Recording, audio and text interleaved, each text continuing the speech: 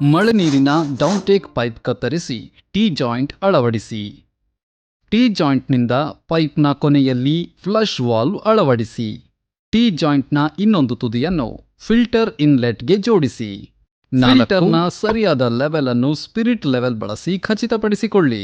ಗೋಡೆಯ ಮೇಲೆ 4 ಗುರುತುಗಳನ್ನು ಮಾಡಿ ಮತ್ತು ಅಲ್ಲಿ ರಂಧ್ರಗಳನ್ನು ಕೊರೆಯಿರಿ. ಸ್ಕ್ರೂಗಳನ್ನು ಬಳಸಿ ಫಿಲ್ಟರ್ ಅಳವಡಿಸಿ. ಶುದ್ಧ ನೀರಿನ ಔಟ್ಲೆಟ್ನ ಸ್ಥಳದಲ್ಲಿ ಫಿಲ್ಟರ್ ಎಲಿಮೆಂಟ್ 2 ಇರಿಸಿ. ಬಾಗಿದ ಫಿಲ್ಟರ್ ಎಲಿಮೆಂಟ್ 1 ಅನ್ನು ಯೂನಿಟ್ನ ಒಳಗೆ ಇರಿಸಿ. ಯೂನಿಟ್ನ 2 ನಾಬ್ಗಳಿಗೆ ಪಾರದರ್ಶಕ ಮುಚ್ಚಳವನ್ನು ಜೋಡಿಸಿ.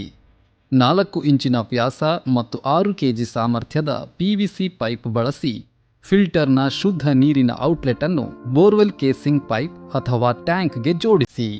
11. ನಿಮ್ಮ ನೀರೇನ್ ಈಗ ನಿಮಗಾಗಿ ಮಳೆ ನೀರನ್ನು ಕೊಯ್ಲು ಮಾಡಲು ಸಿದ್ಧವಾಗಿದೆ.